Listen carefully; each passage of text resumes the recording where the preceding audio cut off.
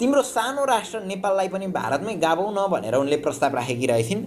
यसको उत्तर दिँदै महेन्द्रले हुन्छ, तर त्यस पछाडि बन्ने देशको नाम चाहिँ नेपाल नै राख्नुपर्छ है भनेर भनेका रहेछन्।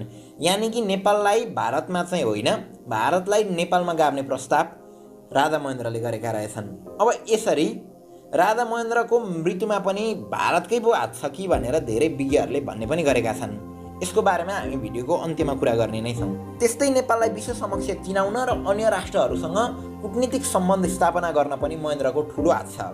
नेपाल भारतको राज्य नभइकन स्वतन्त्र राज्य हो है भन्ने सन्देश दिनका निम्ति नै पनि उनले 45 वटा राष्ट्रसँग कूटनीतिक सम्बन्ध स्थापना गरेका थिए र 2012मा नै नेपाललाई संयुक्त राष्ट्र सङ्घको यानि कि युएनको सदस्य राष्ट्र बनाउन उनले ठुलो भूमिका खेलेका थिए।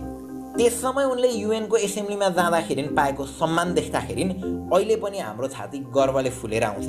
त्यस्तै राधा महेन्द्रले नै त्यति बेलाका शक्तिशाली राष्ट्रहरू अमेरिका, चाइना, बेलायत, रसिया, जापान लगायत राष्ट्रहरूसँग पनि राम्रो सम्बन्ध स्थापना गरेका थिए र नेपाललाई उनीहरू स्थापित गराएका थिए।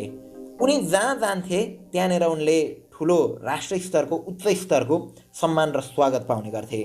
उनको बेलायतसँगको सम्बन्ध भने विशेष थियो। हुन त विश्वयुद्धमा गोर्खाली सैनिकहरूले बेलायतको पक्षबाट लडेको हुनाले त्यति बेलाबाट नै नेपाल र बेलायतको सम्बन्ध प्रगाढ छ। अझ राधा महेन्द्रको पालामा भने यो सम्बन्ध झन् माथिल्लो स्तरमै पुगेर दुवै देशका राज्य प्रमुखहरूले एकअर्काको देश भ्रमण गरेका थिए। त्यो घटनालाई महेन्द्रको कूटनीतिक हिसाबले हेर्ने हो भने महेन्द्र एकदमै सफल राजा भएको देखिन्छ।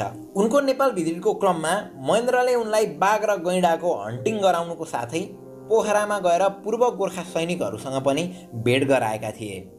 महेन्द्रको पालामा पहिलोपल्ट नेपाल आएकी रानी एलिजाबेथलाई राजा वीरेन्द्रको पालामा समेत नेपाल बोलाइएको थियो।